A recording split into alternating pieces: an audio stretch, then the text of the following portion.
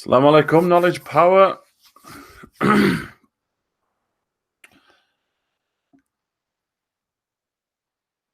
alaikum, knowledge power.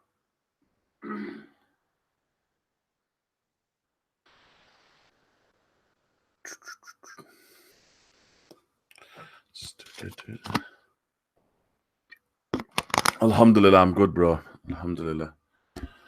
Just Assalamu alaikum, Khalida. How are you, bro? Alhamdulillah. How's the fasting? Inshallah.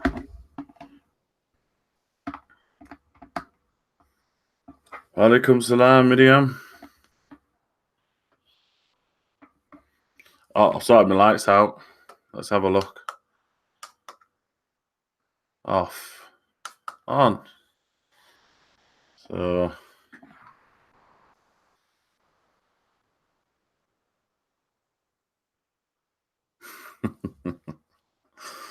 Can you see now, yeah? Alhamdulillah, this is what I really look like.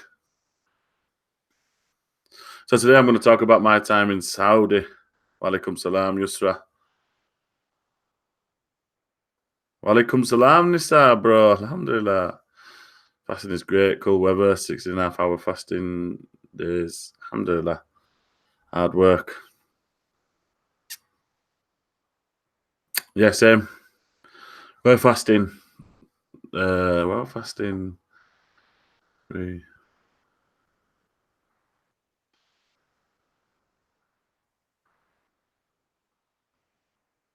fasting about that. Walaikum salam. YouTube. YouTube is in the channel.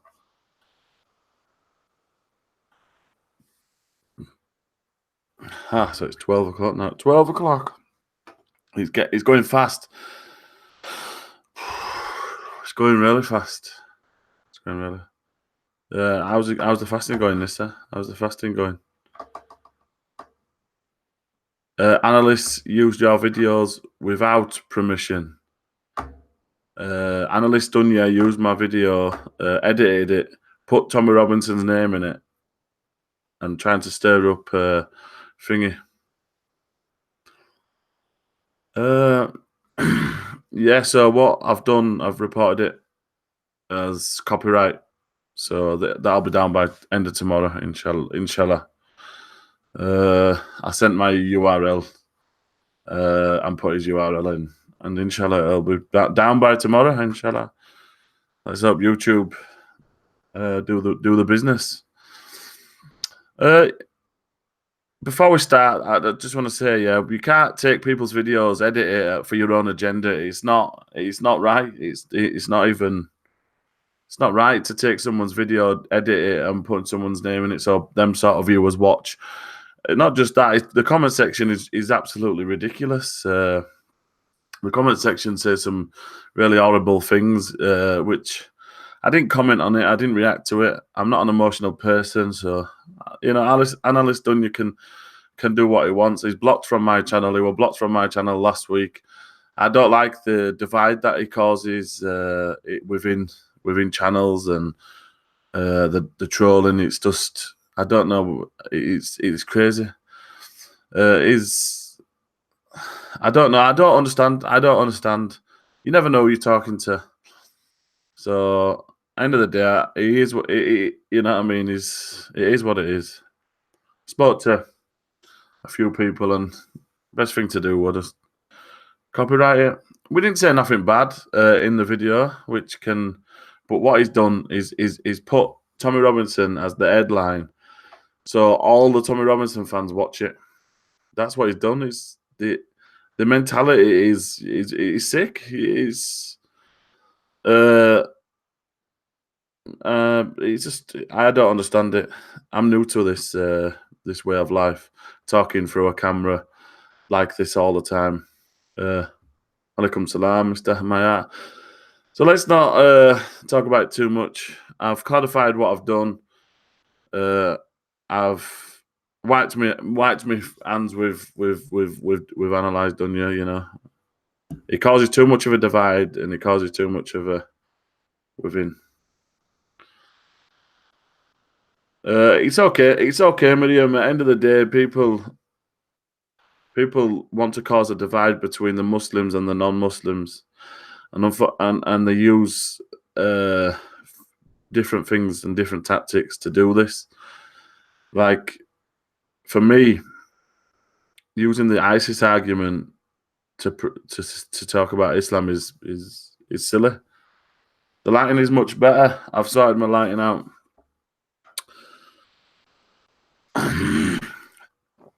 So I think I've clarified my position on that. And that video should be taken down by this time tomorrow, inshallah.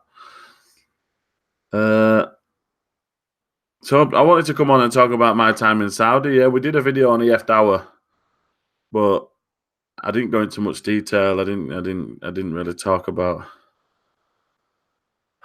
That's right. Yeah, it's a test. So I wanted to come on and talk a bit about how I went from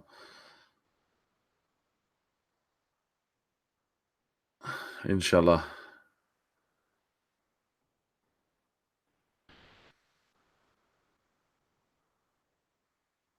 I'm not from an Islamic family. No, I've not got no family that are Muslim or anything like that. I'm the only Muslim. Well, my brother become Muslim, but he's not a practicing Muslim. But I'm the only practicing Muslim in my family. So yeah, I don't have no. So Saudi, I want to just discuss a bit about Saudi. How we went from being in the EF. I went from being in the EF Dawa group, revert group, to next thing. I'm on a plane.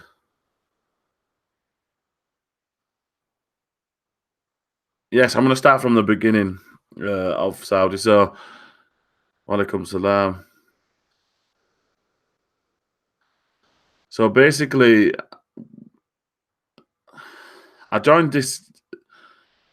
I met Jordan, who was like in the thing last night. Then I ended up joining the EF Dawa group last about the time last year. So I was in the group with Hamza, Darren, Dr. Imran, Abbas, and I've already watched these sort of characters. I already watched these characters on the EF Dawa channel. So I was already happy to be in a group full of very good Dawa people from the Dawa scene, which I at that time I'm looking to become someone of Dawa. Then, Assalamu alaikum, Yasmin. So then one day, Mr. Hamza Daramai said, "Let's go to Umrah." So he threw it in the air, and I was like, and I said, I said definitely yes. I'll go to Umrah. I was 100%, even though I knew there'd be difficulties and leaving my dad, being a full-time carer. But it was like one of the greatest things I've ever heard is to go to Umrah. But then I was thinking to myself, how are we going to go to Umrah? I cannot afford to go to Umrah.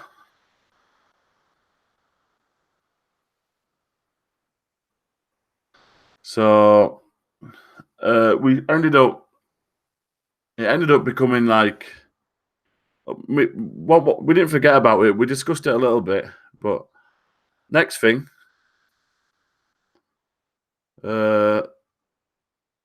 Hamza said he's going to put out a donation video and GoFundMe, and I was like, this is going to really happen. And I was like, at that time, I was like, how am I going to get on a plane and go to Saudi? Because me personally, because of my background with the far right, I always thought Saudi was a barbaric country. And when you think stuff like this, when you think stuff like that, then you're getting on a plane with people you don't even know hardly. You just know them from a group, and you're gonna go to Saudi. So I ended up saying yes. We ended up putting out all the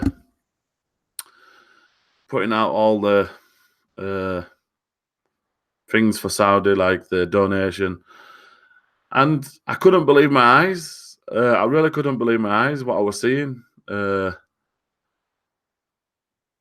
Oh, before I get into the story, Jordan wants to apologise that he's not on live tonight. He got something that came up, and he asked me to send in an apology on his behalf. Alhamdulillah, may Allah make it easy and bless him. I mean, so yes.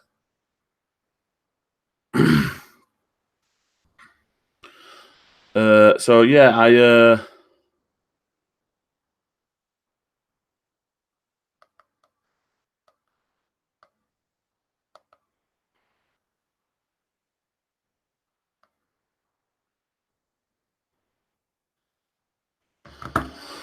yeah, so I started to look at these pages, the donate page, and I'm like, so I've got a group on which I've got on Facebook, and it's got a large following. It's called Story of the New Muslims. So I've put it on there, and then a day later I've looked, and Walaikum salam to everyone who's joining. So I'm watching, I'm looking, I'm thinking, wow, subhanallah. I come from a background where people weren't really generous. It was a dog eat dog world sort of lifestyle.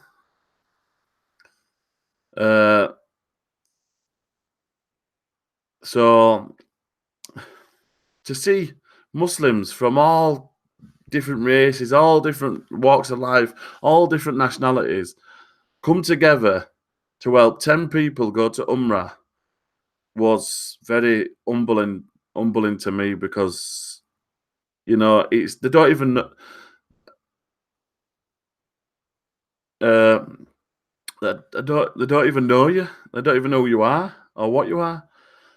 And one of the amazing things is they're all doing it. When they're giving them that money with the right intention for the sake of Allah, we're all doing it for the same thing, and that's just the beauty of Islam. Now, before I was Muslim, if I was to donate to somebody, I would have been thinking, I would have wanted praise for it. I would have wanted people to go, oh wow, look at him, he's giving so amounts of money. But in Islam, we don't have this this pride. It's all about, we're doing it for the sake of Allah subhanahu wa ta'ala. It's one of the most amazing things that I've come across in my life. So when I seen this going to Umrah, I thought, wow, subhanallah, it's going to really happen. Because really, in my mind, I was doubting whether we was going to do it or not, because it's a big leap from just saying we're going to go to Umrah, and the next thing, the funds are coming in, and I'm like, subhanallah. Next thing, Hamza just springs it out of nowhere and says, we've got the money's, we've raised the money, and we're booking the flights and we're booking the tickets, and alhamdulillah, I was just, so now I have to tell my mum, some of my friends, my family, I'm off to Saudi Arabia, and I couldn't believe it. I could not believe it. When I seen my name on the ticket, when they sent it, and my name and my visa, alhamdulillah, I was like, wow, subhanallah, I'm going to Saudi. Even though I'm thinking back in my mind that it's barbaric, a country, because of what I've heard and even though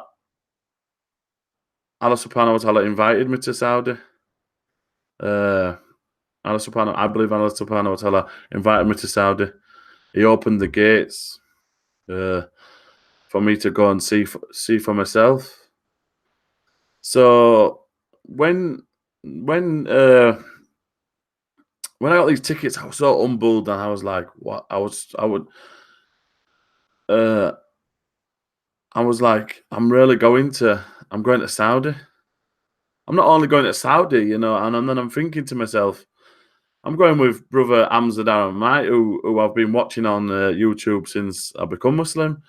I'm going with Dr. Imran, who is a really humble, brother who's helped me with a lot of questions. I'm going with I'm going with uh, some of the revert brothers that I've been on the group with for a long time, like Jordan and I met Martin at the IERA retreat, and when it comes to Lam, me and Martin met at the IE retreat. Then I asked if he could come in the group, and then and then Martin's coming to Saudi, and then Vince, Vince, Vince is from America. Vince is from America. Vince travelled from America to the London, and then travelled with us from London to Saudi.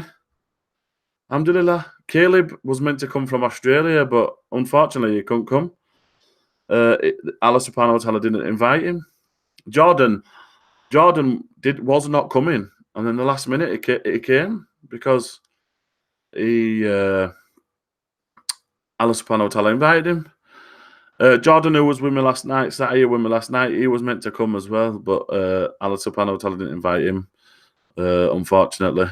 So I ended up with Scouse Matt as well, who I've met previous, and I really got on with him. So I'm going to Saudi with people that I enjoyed the company, even on the chat. So I'm like thinking to myself, so how do I tell my mum? How do I tell my brothers that I'm going to Saudi? My dad, he's just laid back. He wouldn't even mind. So I rang my mum and told her that I said, Mum, I'm going to Saudi. It's a religious trip. I'm going to the holy city. Obviously, my mum was worried. She just thought straight away the alarm bells went off in her head. But me being arrogant at that time, I just thought, Mum, it's only Saudi, it's only Saudi, I was just playing it cool. But it only dawned on me when I came back from Saudi that how my mum must have felt. She must have felt like her son were going to some camp or something and not coming back, because we know that, because I trusted the brothers and I know we're going to the right place. But my mum didn't know anybody and stuff like that. So yeah, so my friends was like, "What, you going to Saudi?" And my friends was trying to like say, "Look, the misconceptions of Saudi was I always thought that was a barbaric country. The amount of stuff that you hear from the far right and not just the far right, the Muslims are saying it as well. So the date, so we got a date and stuff like that, and I was worried at first. I was thinking to myself, man, I've got my ticket, I've got my visa, so the visa's done, my visa's been accepted. I'm going to Saudi. Alhamdulillah. I can't believe it. A guy from Yorkshire once used to march with the English Defence League is going to Saudi Arabia, man. It was like I was so like baffled that I'm going to be going to Saudi. Next thing, we meet the brothers. We go, we travel down, travel to Heathrow, and there we go. We're in. I'm on the plane. I'm going to Saudi. Mixed emotions, I think.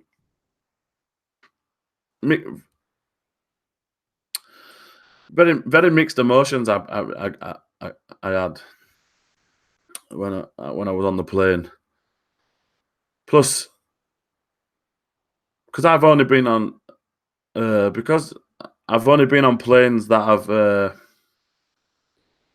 have been like Airbuses, so it's been rattling. I was thinking 6 hours sitting on a plane of it going turbulence. Man, it was most beautifulest plane ride we had, alhamdulillah, from the grace of Allah subhanahu wa ta'ala. I watched the message.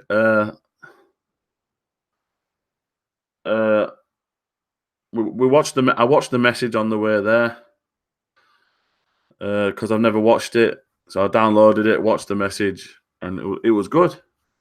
So I was thinking to myself, I must go see this where Amza and stuff like that. So even with all the doubt, and I was still excited because of what I've read about the Kaaba and about the Prophet's mosque, peace and blessings be upon him. So then so we start. So what we did, we arrived in Jeddah, and I'm looking round. I see women with no headscarves on.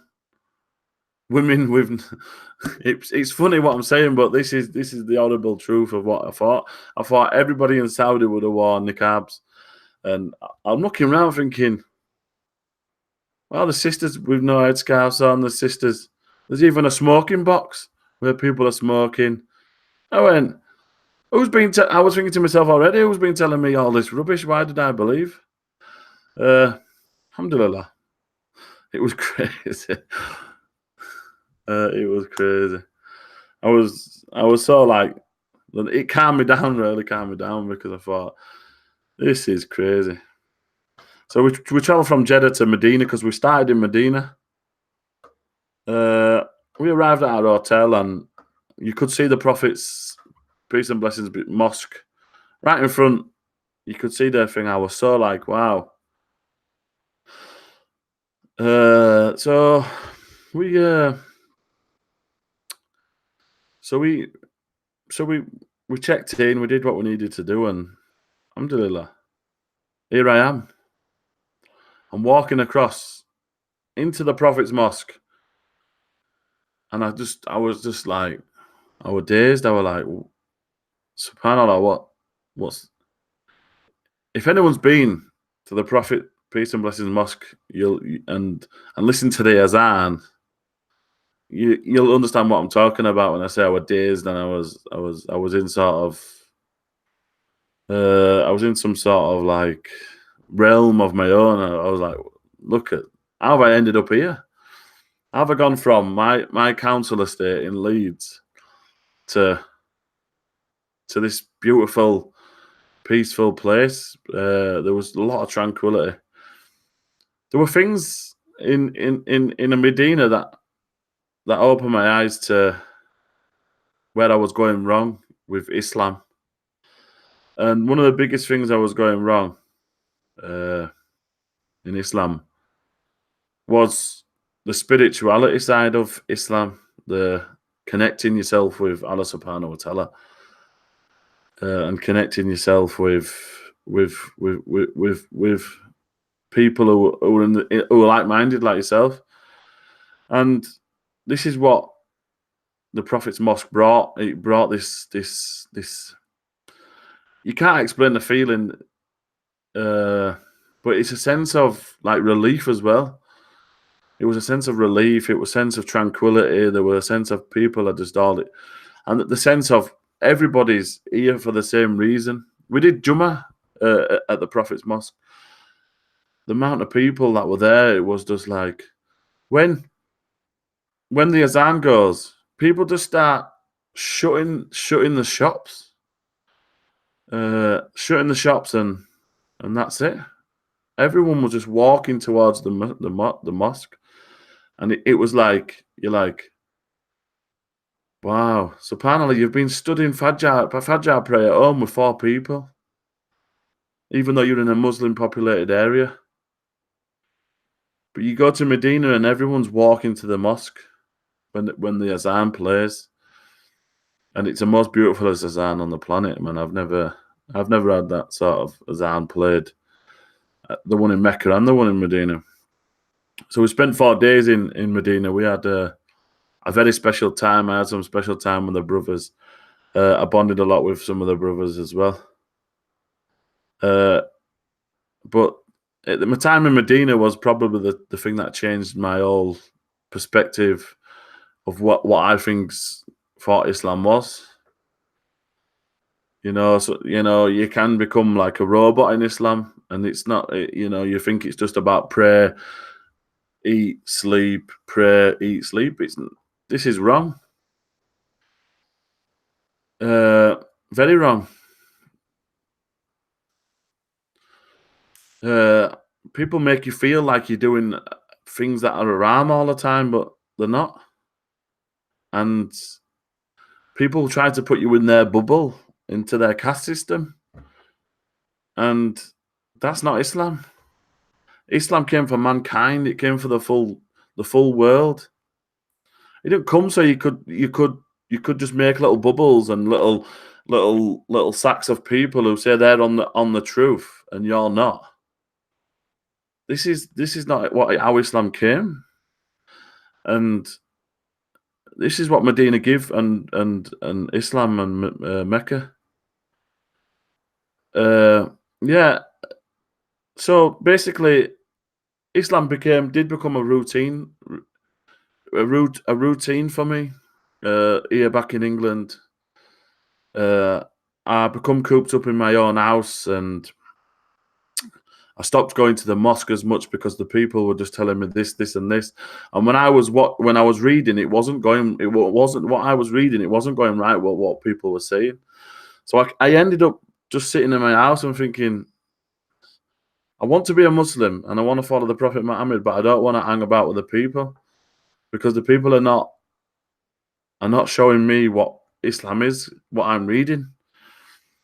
And then if you go to the mosque and then you give the book that you're reading, oh bro, you're on the wrong path. This is so and so. This is so and so, and you get led down a path of you get led down a path of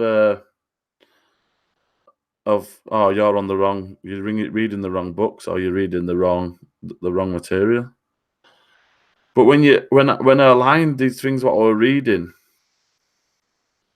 uh, when I aligned these stuff that I were reading and I were putting it to authentic sources, I was like, this is coming from Shai. This is authentic, probably the most authentic. And you're telling me I'm reading the wrong books, and they're still trying. The brothers are still trying to argue it. They're still trying to argue against, and I'm like, and some brothers can't accept hadith, and some brothers can't, and it's confusing for us new Muslims. That is, but not all Muslims are the same. May Allah Subhanahu wa Taala guide them, and it don't mean that I'm the one saying it. I'm not the one here saying that I'm following the truth, and I'm not got that mentality. So in Medina, yeah, it opened my eyes to different people. All sorts of different people of different walks of life, all there for the same reason and all there for the same practice. No one telling you you're wrong, right, whatever you are. Uh, Wrong, right, this, you're not doing this in Medina. It was just about uh,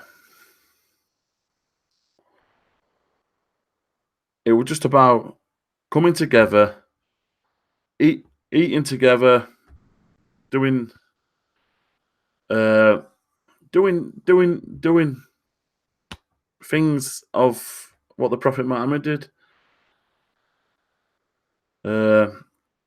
So yeah, the piece that I got out of Medina was unbelievable, and alhamdulillah for EF Dawa. May Allah Subhanahu wa Taala bless brother Amzamite and brother Imran and everyone who worked with it from EF Dawa to let me have this opportunity, because this opportunity don't come for many people, and I know that. So when I was in Medina, we went to the one of the things that changed me, and it changed brother Jordan as well, is the Rawdah. It's the Prophet peace be upon him's grave. So basically, it wasn't the grave. There's a place within, which is called the Paradise on Earth. There's an hadith that says there's a paradise on earth, and it's the actual Prophet peace be upon him's mosque. So you have to wait in a long queue. You have to wait in this big long queue. There's loads of people there, loads of people surrounded around, and when it moves forward, people run. And I'm like, what? What are they running for? This is the time when one guy asked me if I were Muslim. I'm in the middle of Medina. I'm just about to go into this paradise on earth in the Prophet Sallallahu Alaihi Wasallam's mosque. And the guy turns round to me and says to me, "Are you Muslim?" You know, subhanallah. I couldn't believe my ears, but you know, are you Muslim? I'm in the middle of Medina. I'm in the middle of Medina, and are you Muslim? Oh, that was. I didn't answer him anyway. I couldn't.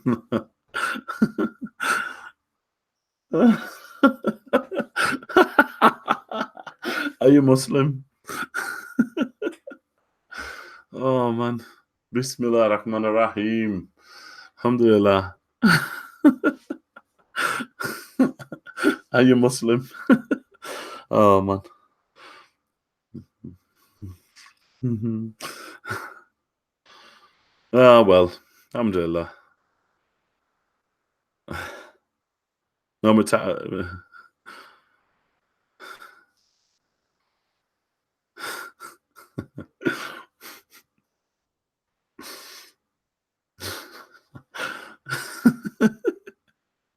Maybe he wanted to start a conversation.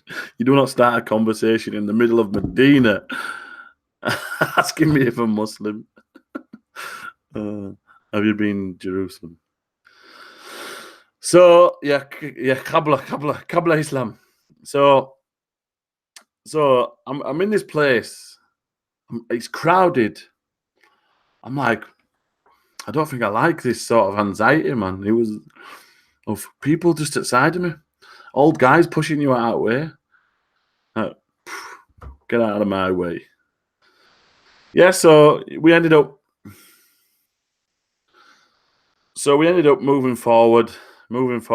Next thing, I'm in. And in there you can pray two nafil, which is two voluntary prayers. And I got to pray four, alhamdulillah. From and the tears was just rolling down my face as I was praying. Just think, I'm a guy that came from 18 Islam, and now I'm studying the Prophet Muhammad, peace and blessings be upon him, mosque, praying four nafil. Alhamdulillah, I was just so humbled and so like I would just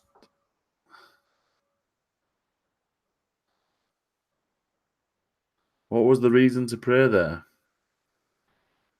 I don't know what you mean. You have to think of that. And I was just so like the feeling in there is no feeling I've never had. And I hadn't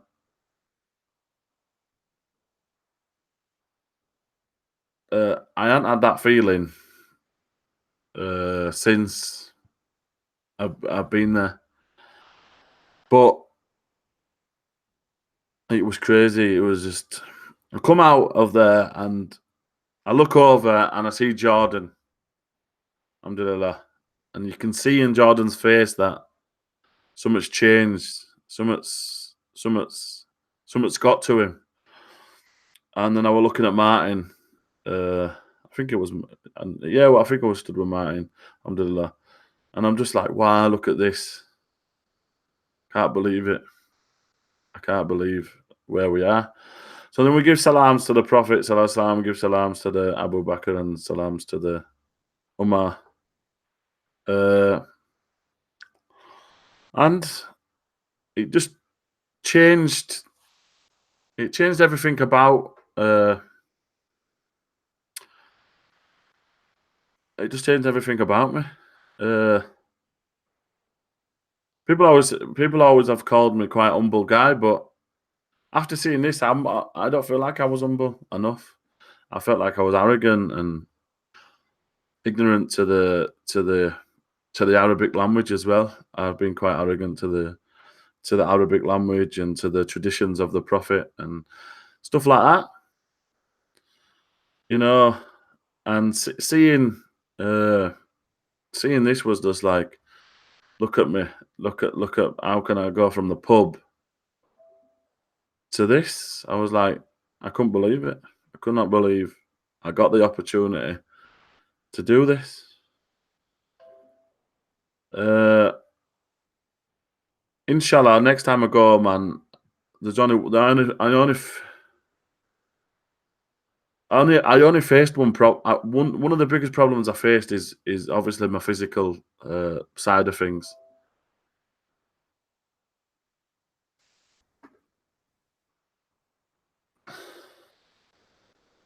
Uh, that was one of the biggest problems was my physical my physical because obviously you can see that I'm a big guy, uh, but I went with this mentality from the beginning, this intention that if I die in Saudi, then Alhamdulillah, it was meant to be, and there's nothing's going to stop me from doing what I needed to do in the realms of Saudi that week.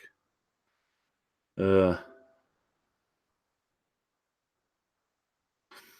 and so I ended up. It was hard. It was hard on the ankles. It was hard on the back. It was hard on the. It was hard on just your mental strength and physically and mentally. You become drained because of all the eat, the stuff that the stuff you don't realize before you go. You don't prepare yourself for. How do you prepare yourself for to go to Saudi? It's not easy, especially when you only know a couple of weeks before that you're actually going. Uh, so I don't feel like I prepared enough, and that's so. Next time, inshallah, I'll have lost weight. Uh, I'll be physically fine, inshallah, and mentally prepared as well. Uh, there's a lot of things that I didn't get to do because of physical realms. Right, a lot of the brothers they went to the Rawdah twice, but me physically I couldn't do it twice because I needed to sleep. We was only getting 3 hours sleep, 3 hours sleep here there.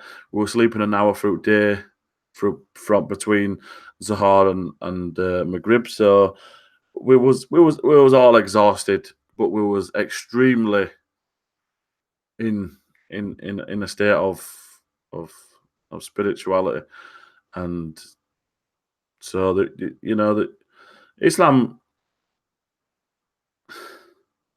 Islam is just one of the beautifulest things that would help anyone who's going through difficulties with knowing who you are, what purpose you are, what direction in life you need to go. It's a guide of life, and before it, all I've done is read books. Before I went to Saudi, all I've done is read books. So you've got an image of what Islam might have been like when the Prophet Muhammad was there. But when you go to Saudi and you see Medina and you see every brother coming up to give you salams, wanting pictures with you, and so on and so forth. Yes, I did see the umbrellas retracting. Uh, it's massive. You won't believe how big it is, Muket. It's massive. Absolutely huge, man.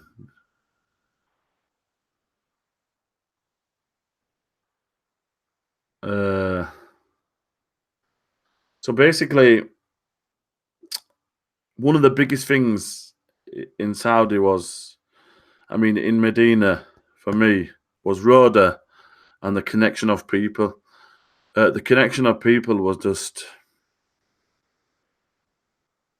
I never seen anything. I didn't miss. I didn't miss England. I'll be honest with you. At that time, I didn't miss my life here. I really enjoyed no fitna with women. I really enjoyed actually the women was treated like queens in Saudi. We went, we went to go get in the lift, and if women come, you have to let the women in first. So the misconceptions of Saudi, I got to see in full force. Women just walk over the road, cars have to stop. Women were just no men bothering them, coming up to them and bothering them, touching them, and whatever else. So yeah, Medina was incredible was incredible. That in that time we went on quads. We went quad biking. Alhamdulillah. Quad biking in Saudi. Quad biking. Imagine going quad biking in the desert. And I was on the quad bike and I was looking at the desert thinking, Alhamdulillah, I've only watched the desert on the TV. I've only ever seen the desert on the TV. And I used to think as a kid, would I ever see the desert? Alhamdulillah. It was a really good moment that I shared with myself. It was just a really good moment. So I went off on the quad on myself. It was amazing. Everybody knows about when I went to the toilet, I had to take all my clothes off, etc. We won't go too much into detail. But we had a really good time within Medina.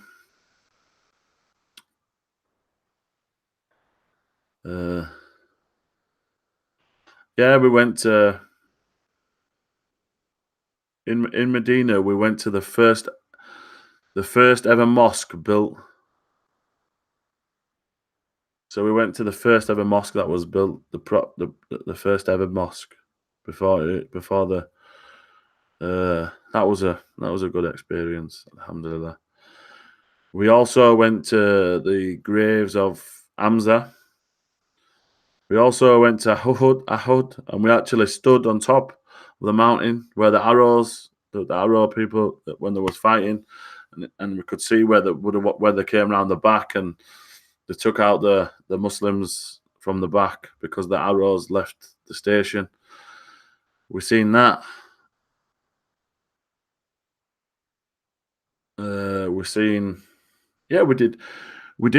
had a good tour guide. We had a guy who I think was a police officer, and he took us round. Even though we were driving like a mental nutcase, he took us round. We went to Medina University. Alhamdulillah, we sat with some of the students of knowledge. It was interesting. And I got a love for Medina University. If I wasn't looking after my dad, I would have signed up for Medina University by now, alhamdulillah, and I would have gone and studied under the Medina University, inshallah. Inshallah, that whoever wants to go, man, go. If I weren't tied back, I would have loved to have gone. Yeah, so Medina was fantastic. But you finish Medina and you're thinking in your head, it's not over. It's not over. It's just the start. So you've done Medina, and the next thing we're on the coach to Mecca. I think it was maybe a 4-hour drive. I can't remember. It was hot. We stopped off at a station on the way to pray Maghrib. Maghrib, the mosque was one of the most disgustingest, smelliest places that I've ever prayed at, and nobody looks after the mosques on the station. It was like when you got up, you had all sorts of stuff on your head, and alhamdulillah, May Allah make it easy for the people who are around there. We already went into Iran. We went into Ikram. We went into Ikram just before we left for Saudi, for Mecca. So we was in this uh, state of Abada, and we when we got on the bus, it's not easy when you've got a towel, like it's like a towel around you, and then we're stopping at the most smelliest, awfulest places to pray, but we prayed, and it was hard to pray in. But alhamdulillah, this is what it's for. It's to humble you and to bring you back to reality. And it really did. It really set home.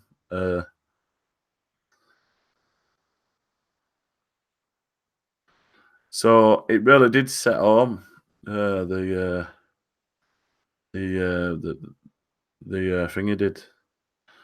So we got to Mecca and just busy in Mecca. It was just very, very busy. I remember we had to wait a long time to get to our hotel because it was like waiting. But when we got in our hotel, you looked outside and you couldn't see the Kaaba, but you could see there. So what I'm going to do, I'm going to leave the story. I'm just going to tell you about Medina tonight, and then maybe Sunday I'll tell you about Mecca, inshallah. Because we'll move on to something else. You can ask me questions about Medina. We'll stick to Medina, then I'll talk about Mecca, because Mecca's there's a lot to talk about, and it's like, so I'll change the subject title to My Time in Medina, and then I'll do My Time in Mecca maybe Sunday night, inshallah. So if anyone wants to ask me questions about Medina, anything come out I missed, then I can go into a bit more depth of Medina. I think that's a better idea. Yeah, Medina was incredibly really good, man. Alhamdulillah. Yeah, the umbrellas were massive and the mosque was huge. There's like stuff in the mosque that's worth probably more than my full estate. Some of the gold and stuff, alhamdulillah, must have cost loads of money. Yeah, it was fascinating, the umbrellas. Alhamdulillah, fast. Yes, we walked round the graveyard. We went to the graveyard. I think me, Hamza, and Dr. Imran. We went. Yeah, it was really good. It was an experience, and to see graveyards with just stones on it, it was different. We're used to graveyards with big, massive plaques and stuff that says stuff on it. So yeah, it was good. Yeah, alhamdulillah, we did go to the grave.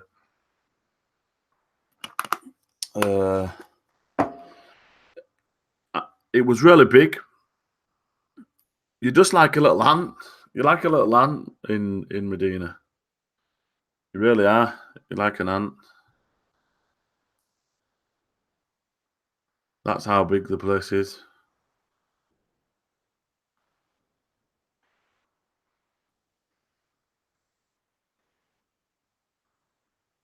Did you know that the current mosque in Medina is actual size of the city during the time of our Prophet? Yes, I did know that. Yes, alhamdulillah. Yes, the built and. No, I didn't watch the message on the back. Did you find it to be a different kind of eat in Saudi? I didn't struggle with the heat. I was all right. It was in January, so apparently the heat's not that bad. I probably would have struggled with the heat if it was Hajj in this month, if it's boiling hot. There was aircon in our room. In Medina, I stayed in the same room as Martin. Me and Martin shared Shared a lot of time together, and alhamdulillah. No, Saudi's not expensive. Uh, I wouldn't say it was too expensive. I didn't think it was.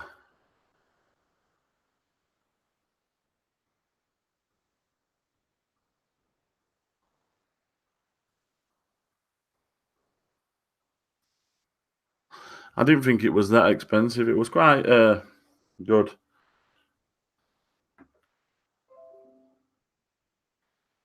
So yeah, Medina was it was fascinating. Fascinating. The people was just spot on. Alhamdulillah.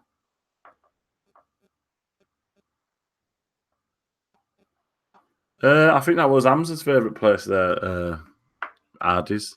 I tried it once. It was nice, but uh, no, it wasn't my favourite place. I took advantage of many fast food places, but not too much uh, fast food. Uh, no, we did not take the high speed train. No, we was gonna, but it only ran on a certain day. So we didn't end up taking that. We ended up getting a coach from Medina to Mecca. Uh, Not really. So it's 6 day of fasting tomorrow, inshallah. 6 days, is it? Or fifth day tomorrow. Yeah, six day of fasting tomorrow. Ameen, Mohammed.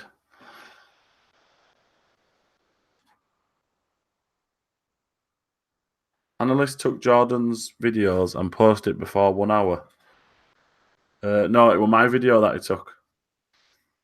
I'm not passing him, but my passport won't get me a visa. Brother Isa, did you get a chance to listen to the speakers' sheikhs in the Prophet's Mosque? No, we didn't really get much time. There wasn't much time. Uh, there wasn't much time, but we seen. I think it was more Mecca. We seen.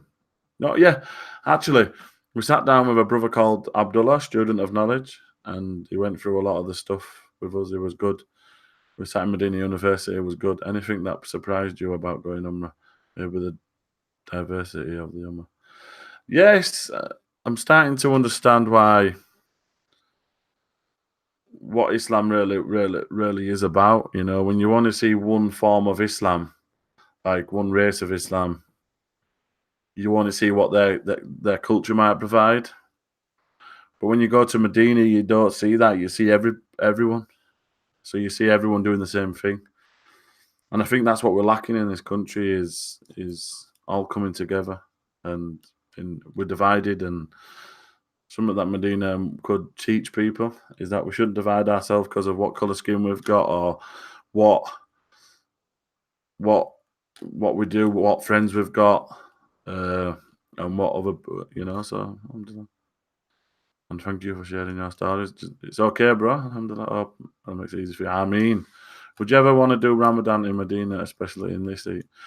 When if I keep losing weight, because since Mecca, I've lost quite a bit of weight because I've carried on the route. I've started playing football again and started to. So yeah, if I could get back to my weight that I'm targeted at, then yeah, alhamdulillah. Anything that surprised you? Would you ever want to do? Do you watch Mecca live now for the Ramadan? It's packed, and especially for the Maghrib.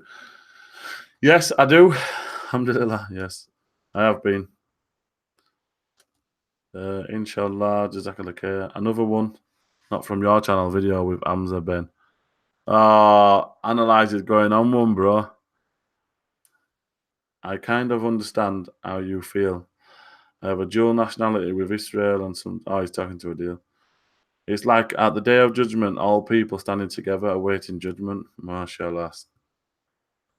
Uh,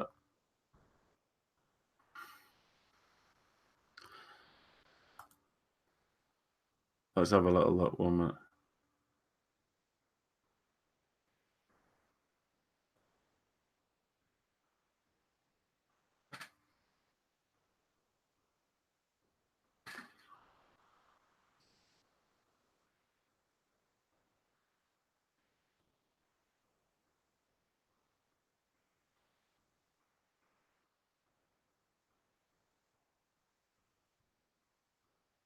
Yep, I can see.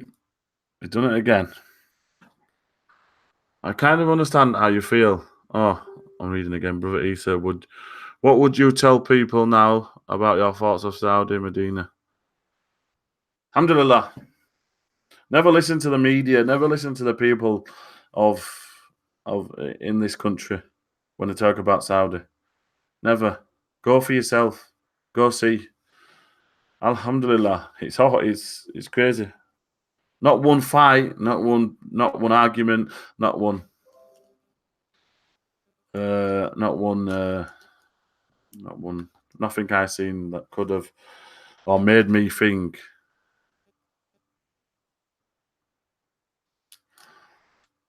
Walaikum salam. Did you or some did someone of your family revert to Islam as well? Yes, my brother did, but he's not really practicing. He's just doing his own thing. No, I haven't checked Jeffrey Lang out on YouTube because I've got so much that I'm reading, okay, and so much that I am looking at. It kind of would distract me from what I'm actually looking at right now. So I kind of will look at. I will look at it though. I am a guy that will stick to. I'll probably maybe do a reaction video on one of his videos and see what he's talking about. Chris, did you mind the attention you got in Saudi? It's new. It's new for me. This sort of attention that people were giving me. It's the same as here in England. Just because I've been on a few YouTube channels and a few YouTube videos, people when they see me, they treat me like I'm someone famous, and I'm like, bro, I've only been on YouTube. You know. I've been to Manchester, I've been to Birmingham, been to London. People have recognised me from my YouTube channels, and they're so besotted because they've seen my video. And this is what YouTube does to people. I'm just a normal guy who lives a normal life, who just wants to live a peaceful life and inshallah and have a family. That's it. I'm not a guy who wants to be famous. I'm not a guy who wants that sort of attention. It's hard. I credit to anyone who's got a big following, like Ali Dawa, Muhammad Ajab, because you've got to give your people a lot of time, and sometimes it's hard when people are messaging you from left, right, and centre. I get messages at left, right, and centre giving me just salams. But I just don't have the time to give walaikum salam back because before you know it, you've got no books read, you've got nothing. So yeah, it's hard.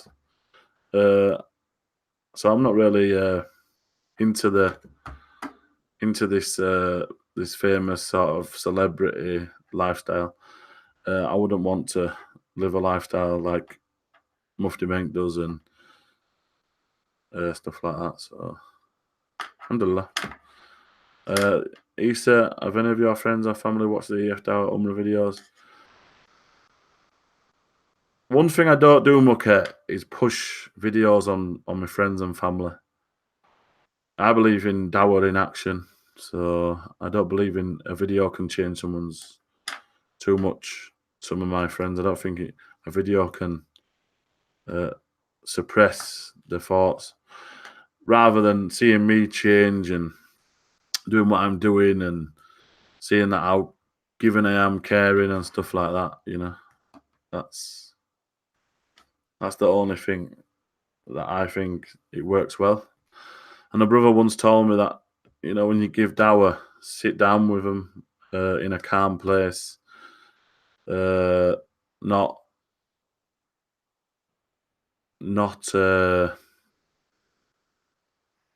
don't like the Dawa like at Speaker's Corner is not the best Dawa for everybody. It's good for some people, but it's not the best for everybody. Sometimes you can push people away from them actually accepting, even though they've accepted it in the heart. Because if Allah guides, He guides. But some people accept it in the heart, but they don't accept it from the tongue because of what people are saying.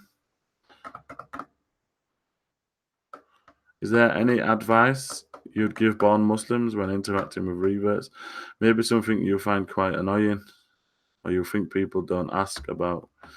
There's loads. I could go through a lot of things, floating man. I could go through a lot of things that are quite thingy, but I don't really want to. I used to think, I used to get really angry with some of the stuff that I heard and some of the stuff that they said. People, and words should never affect us as people. When I first become Muslim, I was very vulnerable because I've just stopped drinking alcohol, taking drugs, and so I was very vulnerable to words. And as I've progressed and come on, I'm not really that vulnerable to words anymore. May Allah guide the brothers who call takfir or call a ram or call and pick on every little things. One thing I noticed with some of the brothers is that they give you this great advice, but they're not practicing themselves that advice.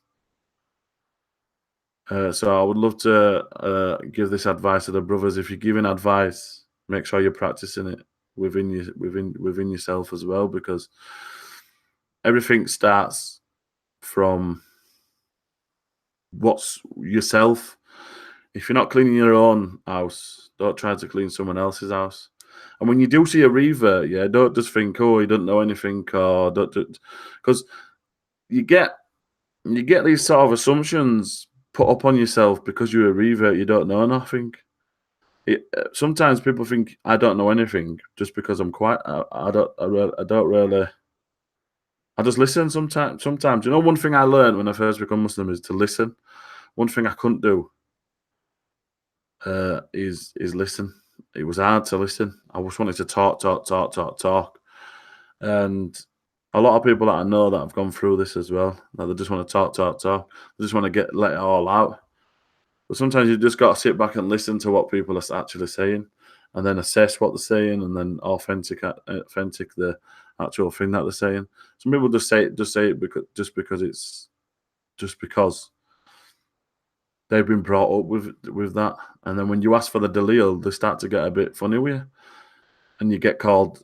I've been called. I once asked a guy for the dalil of something he was telling me, because I want me. I'm not someone who wants to go to sit there and patronize people and say, look, I'm someone there who's interested in if it's authentic. If it's not authentic, I'm not really interested in it.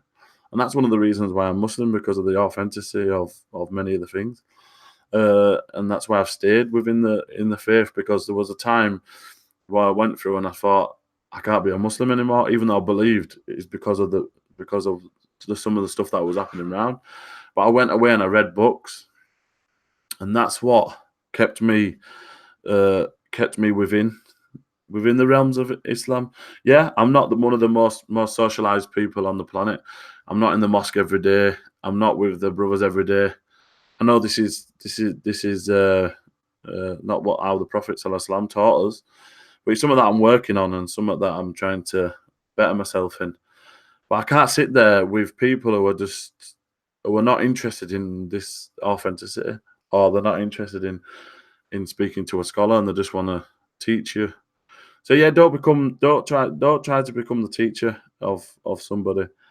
Try to work with them and get to know them and sit with them, and one of the greatest brothers I've ever met is in Islam. He's called Bilal. He's been a Muslim 17 years, and he sat me down when I was going through the really bad patch, and he just sat and spoke to me. He didn't ask me what sect I follow, if I'm a Sunni or I'm a Shia, or if I'm whatever I am. He didn't. He sat and spoke to me, and he sat and treated me like I'm just a normal human being who's going through the same struggles as him. And we just spent a lot of time together. And not once did he ever say to me, "Oh, what sect do you follow? What this?" I didn't even know who he followed or what he followed, because you feel isolated when people keep asking you what sect you are, and then you say, "I'm not from no sect," and then they try to patronize you and make you agree with their sect of what they believe is the truth. Uh, it's a scary mentality. This sect mentality is very scary, and it's not just within the Muslims. It's within the far right. There's a lot of sect mentality. If you don't think like them, you're not a part of them. But that's not freedom of speech. And then they're shouting the freedom of speech banner. Freedom of speech is where you're allowed to speak your own. You have your own opinion, and it's the same within some Muslims. If you have your own opinion, then you get casted out and you get chucked out of of uh, of their caste system. Uh, and it's quite smart what some brothers do. They use the authentic of hadiths to try to show you that that they're on the right path. But you shouldn't need to show somebody an authentic of hadith to show that you're on the right path. I should be able to sense it. I should be able to feel it. As spiritual human beings, as spiritual Muslims, uh, as spiritual Muslims, we should be able to know what sort of people are around, sense the good, the bad. Yeah, and that's it. Alhamdulillah. And I can't deal with these arguments that they're having at Speaker's Corner, man. It's sad. I don't like it. I don't like seeing two Muslims arguing over fiqh issues and over my dad's bit better than your dad. People who think following madhab is not the seer. As following same as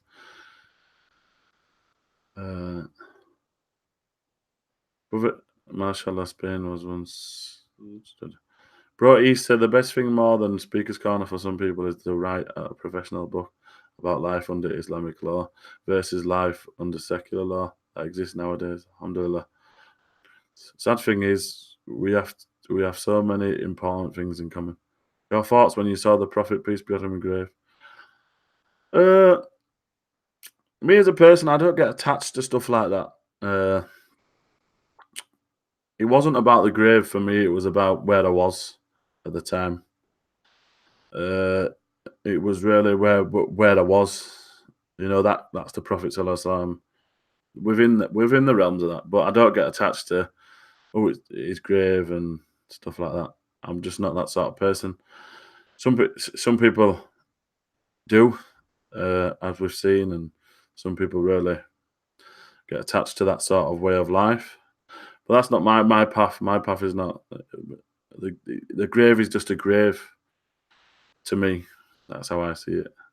It's the road the way you pray was more important for me. The connection with Allah Subhanahu wa Taala, that's more important with me than it was nice to be in them sort of places, but I don't think it took much from that because I'm not interested in that.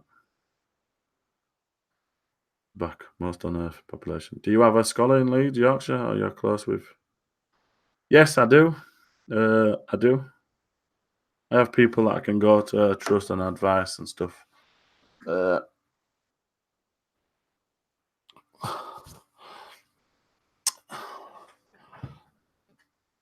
I'm just not connected with the mosques, the local mosque. I'm not connected with certain the Muslims, which inshallah I'm trying to work on. Do you believe in the coming of Imam Mahdi? Well, I've read a lot about Imam Mahdi coming, but indeed, those who have divided their religion have become sects. You, Muhammad. Yes, I've read this loads of times. Bro, Issa, did you got the dates market? Yes, we went actually in Medina. We went to a market, and it was so cheap. I couldn't believe how cheap it was. Alhamdulillah, it was so amazing. Alhamdulillah. Dates you can eat, man. So that's very true. I've when I was going through this stage of not classing myself as a sect or something like that, I used to use that verse when I was, but then I've stopped even arguing with anybody now. I just stay quiet. You know, there's no point in arguing with people who've got that framework where their sect is bigger than yours or better than yours, because they'll only just try to trap you into saying what they believe. It's a rough old thing to do. Yeah, they think they're intellectually beating you down, but you're looking at it and you're thinking, "Come on."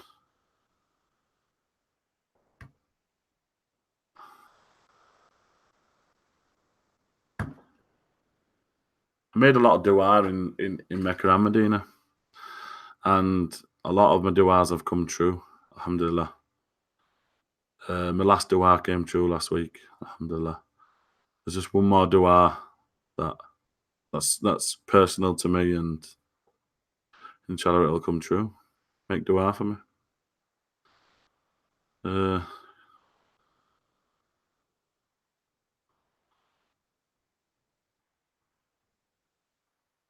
we are all Muslims. The rest divides us. Meaning by that, yeah, we're all Muslims. Yeah, but yeah, just a Muslim. I class myself as a Muslim.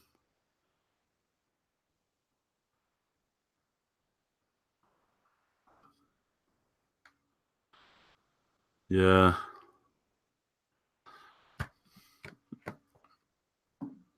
My advice is just to read some books, even if that book's not what your friend likes. Still read it, because how do you know what's in the book if your friend's telling you that it's? Do you know one of the things one of the brothers used to say? Oh, don't read this book, don't read that book, and every time he used to tell me not to read it, I used to read it, and that's just my mentality. If someone tells me not to do something, then I'll do it because they're trying to hide something from me. That's what I think in my head. What are you trying to hide from me? Uh, yeah, I don't think that none of the schools of thoughts don't divide us, because that's fiqh issues. Fiqh issues, you're allowed a difference of opinion. Uh, may Allah subhanahu wa ta'ala make life easy for Muhammad, inshallah. Uh, yeah, the different schools of thought is not a sect. I wouldn't say it's a sect.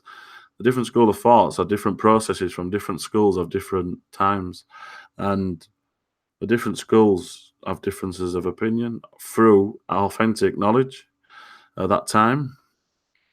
So Hanafi would have in Iraq would have had different knowledge to Maliki, who was the school of Medina, and the school of Medina was in the three generations of the Prophet. So yeah, I did hear about the locust. It happened recently again. Alhamdulillah. I think there's an hadith that actually talks about the locusts that have come to Saudi. I'm not sure though. Might not be authentic. Alhamdulillah. So I don't see, for me, I don't see the knowledge power. I don't see the differences of. I don't see. I understand the differences of opinion, and I understand the different schools of thoughts. What my problem is if you follow the school of thought and then you tell people that that's the truth and that's the only school of thought. That's what I don't like. Yeah. So anyone who says, "Oh, they follow the Imam Maliki or the Shafi or Ambali," they're in the right to. And just because you pray with different ways, it doesn't mean that the Prophet didn't pray that way. Which you can show from the Malik, you can show that through the Mawata and stuff, and you can show from authentic hadiths that the Prophet ﷺ prayed that with his arms down, and you can show that the Prophet prayed with his arms up or under his belly button. So, alhamdulillah, it's some of that I've actually really had to study because I didn't understand it. But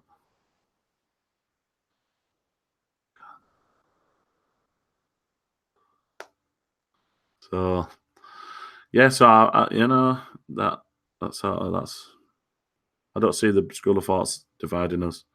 What I do see dividing us is the people who say my truth is more than your truth, and they use different interpretations of what they think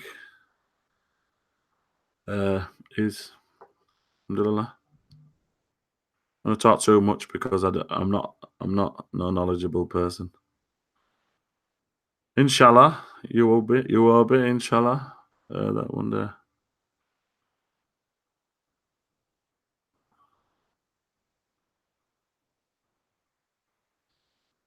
But do you have a chairman from Saudi? Did your family notice any changes in you? Yeah, weight change. I lost weight. Uh,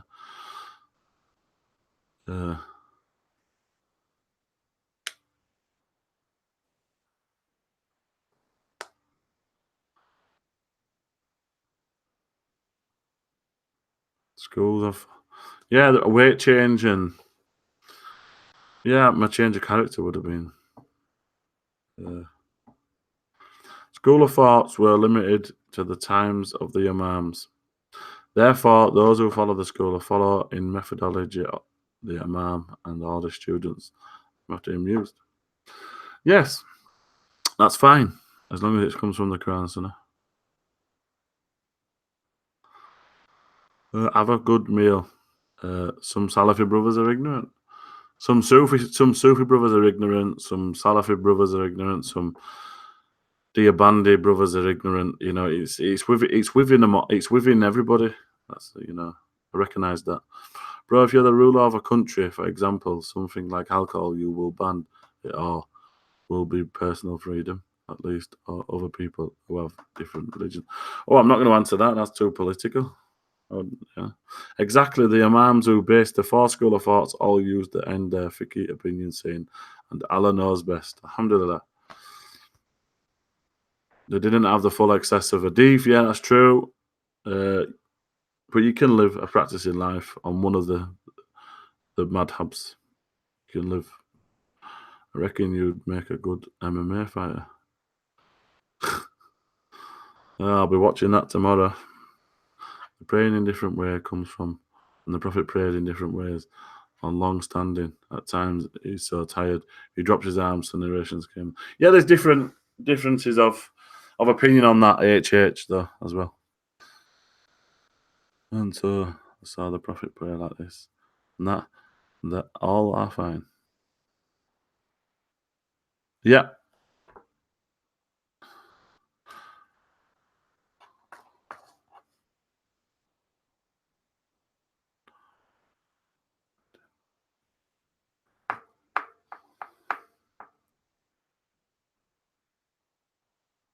I'm not down, man. I've just done a full talk on Medina.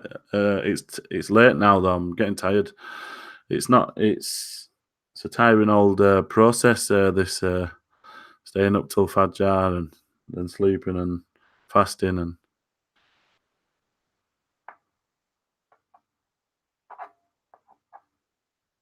yes. It says it in the Quran that he give different interpretations. Some that we may understand, and some we may not. Only Allah knows.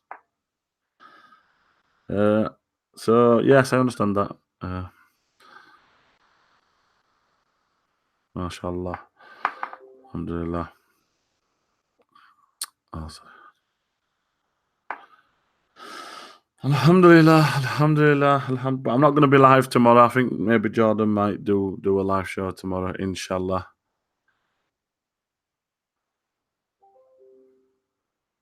Let's not go into that floating, man.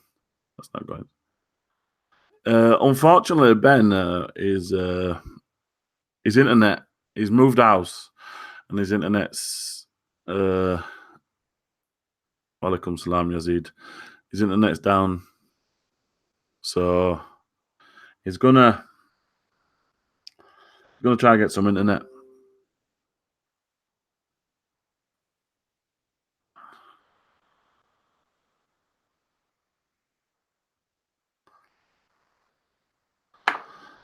So just passing through Aki. Alhamdulillah. May Allah bless you, bro. May Allah subhanahu wa ta'ala bless all the people that have been in tonight and listened to me waffle on. There's been talk with the EF Dawa boys that we might try and go to Al-Aqsa. Inshallah, make dua for us that we can make this happen. Alhamdulillah, we're all in the same boat. Even if you do put yourself in a sect, even if you do follow us, not a sect, even if you followed, even if you do, as long as you're not telling me that you've got the truth and everyone else is wrong, that's it. Some people go to extremes with the misunderstanding. You don't have to follow them. Wedding prep is getting to Easter. That's one of the most exciting things about Matt. I'm getting married, inshallah, to a woman that I've never even been in any physical contact with. So, alhamdulillah, this is the beauty of Islam. We're connected with each other's hearts, and alhamdulillah, this is the beauty of Islam. If you're going to get married, go down the right route, the route of the Prophet Muhammad sallallahu alaihi wasallam. Make sure you're doing it the right way. I know it's hard. It's not easy. It's not easy to find the one. But alhamdulillah, there's somebody out there for everybody. I mean, inshallah. If anyone wants to drop out old clothes to China, it's the reward, inshallah. Alaikum salam, Azmil. I know. I'm not saying you should. That's true. I always feel I'm not on the right path. May Allah bless you, your marriage, and grant you happiness and joy, inshallah. Yeah, I understand what you're saying, HH. I always fear that I'm not on the right path.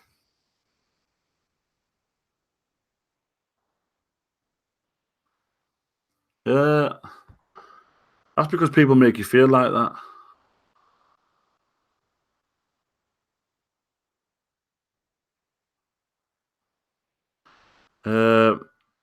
Yeah, people make you feel like that.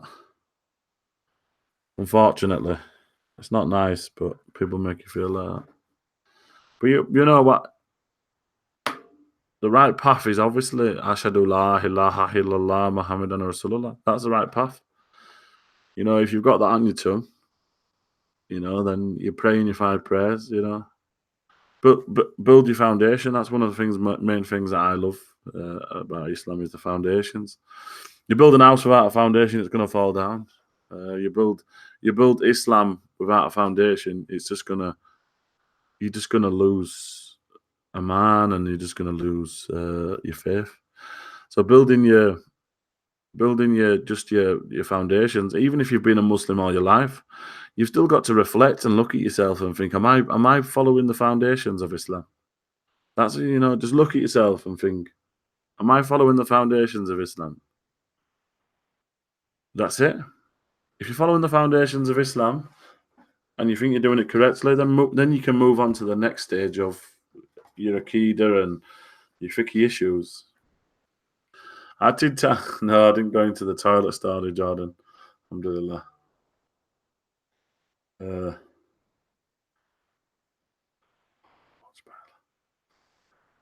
Yeah. Yeah, this is true.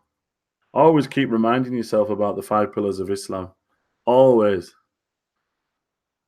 La ilaha illallah is very important. Very important for this day and age, especially when we live in these sort of countries, because sometimes we can say stuff that's not good. Alhamdulillah. And when you say Ashhadu la ilaha illallah Muhammadan Rasulullah, it cancels all that out. So alhamdulillah. So just keep faith and keep working hard and keep to your foundation, and always keep in your lane as well. If you start coming out your lane, then you're gonna be a loser, bro. Alhamdulillah, sisters and brothers. That's one thing I learned very quickly, is that I was coming out my lane a bit. and sometimes we're speaking without knowledge on some matters, which is not a good idea.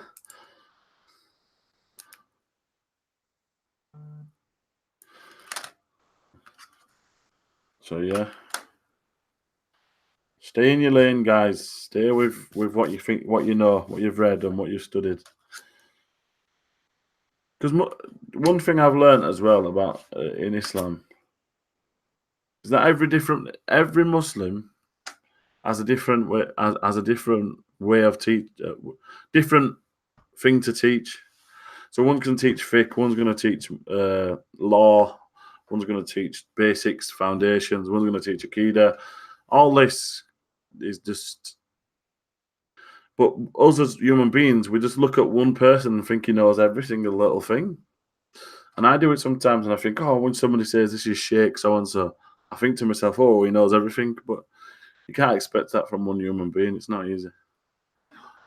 There's only one person that knew everything, and he was called the Prophet Muhammad, peace and blessings be upon him.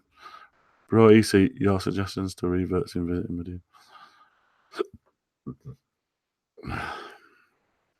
What do reverts need to prepare for?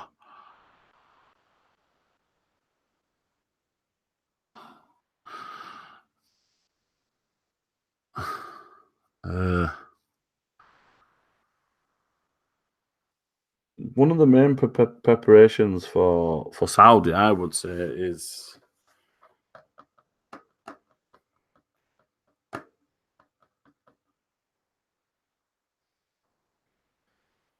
to learn your du'as, some of your du'as, because Saudi is Shubag. Saudi is a place of where you can make the most dua for Allah subhanahu wa ta'ala, and it's going to be accepted. I feel like some of I didn't say many du'as because I didn't know them. But next time I go, I will make sure I learn my du'as, and probably, inshallah. That's probably the best advice I can give for a revert, because du'a is important, man. Start of politics. I have no knowledge or understanding. Walaikum salam, kilowatt. And sometimes it is best to remain silent. The lighting has been improved, yes, alhamdulillah. As in the Prophet said, there will always be. I don't agree with that statement, HH, unfortunately, about these Sufi people. I spent a lot of time with some of the Sufis. There's some Sufis that have strayed, and there's some Salafis that have strayed, there's some Shias that have strayed. I'm not interested in all that. I don't agree with that. You will lose your shoes. Yeah, if you don't have a shoe bag as well, you'll lose your shoes, honestly. It's a big place. Kilowatt. Walaikum salam, rahmatullah, wa barakatuh. Go prepared. If you mention Mujahideen, people will think you're extreme. I'm not extreme. If talking about Mujahideen is haram, then that means people condemn the Prophet. Astaghfirullah. There's somewhere else we shouldn't go into in places like this. Like, inshallah. And walk a lot before going. Yes, be healthy as well.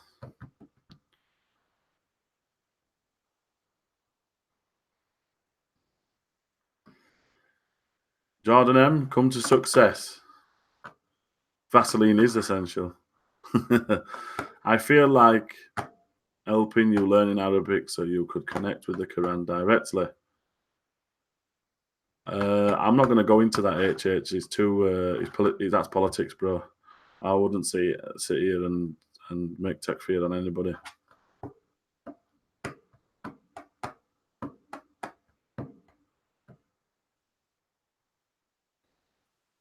You're making about politics, HH. This is one thing I don't do. Can you believe some people? I don't have enough knowledge to say what they are or who they are, Rafidis or whatever they are. So it's not my place to say. Can you believe some people have been caught stealing slippers in Mecca?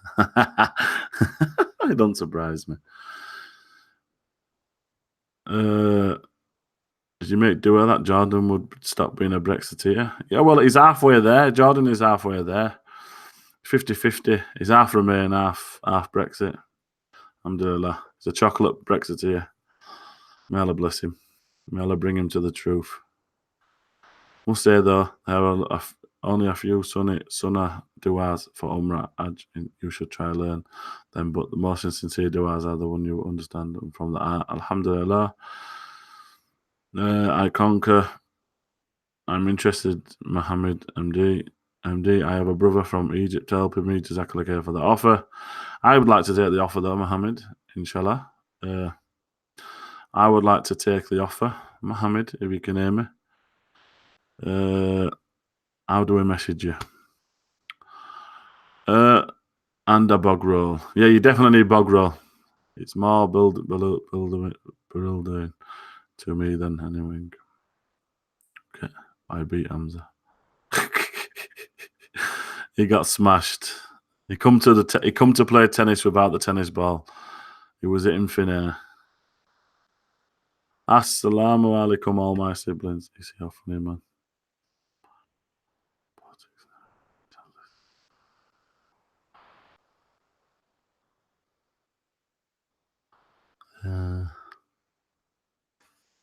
Yep. Move on from that. It's not something we should speak about in detail. I have seen guys about to beat Paul Berger. I'm Syrian. You can buy those compressed toilet rolls that expand with a little water. In Japan, they've got a system that cleans your backside now. Toilets that clean your backside. Alhamdulillah. And then you go to Saudi, to the desert, and it's just got an hole in the floor. Oh, you got a Rochdale shopping centre, and it's got an hole in the floor. What's the world coming to? Alhamdulillah. Alhamdulillah, alhamdulillah, alhamdulillah.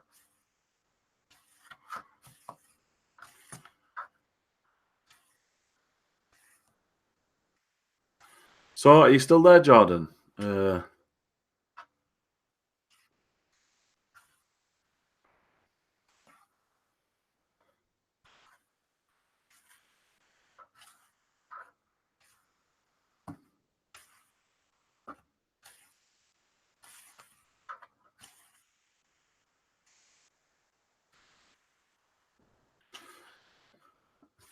I'm going to go live tomorrow night, Jordan, because I'm not about.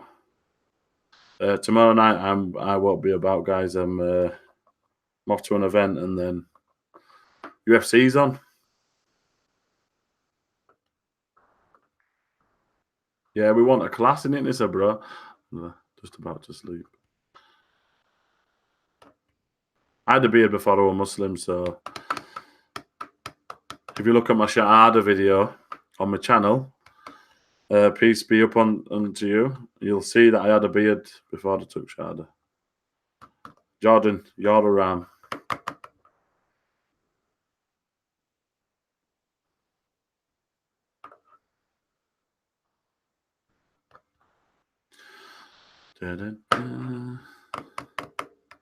But HH, there could be Muslims in Japan.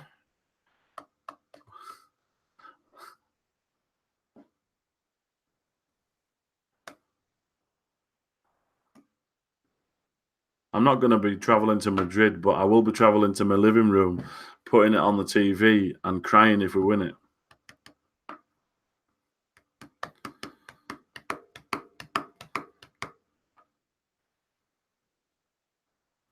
I'm not got an opinion on if Leeds have got it. I hope they do. Anyway, I'm going to finish the stream here, guys, because the Iran police have turned up. You watch women making weird noises, hitting a ball, Jordan. Anyway, you didn't see my beard, so I don't know.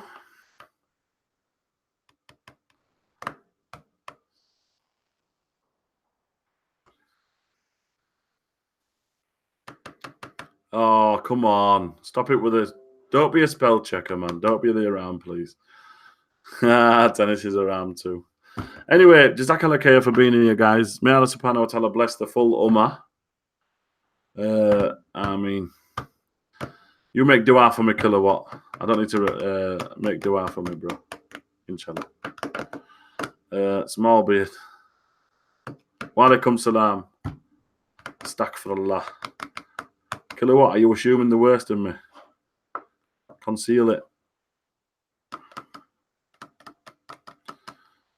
Here he comes. This is Sahid. Sahid. We're not going to be reacting to Saeed's nonsense today. I just don't want anyone to make fun of you. Make fun of me? Alhamdulillah. Well, the advice I've got, yeah, on somebody who can't spell, whose spelling's a bit rubbish, yeah, is look at yourself before you look at them. Because when you make a mistake, people will get you. Nah, I'm not staying around. Ramadan's good, bro. Anyway, I've got to go anyway, guys. It's bloody half one. You need to. I'll speak to Jordan about that. Eat of the chocolate.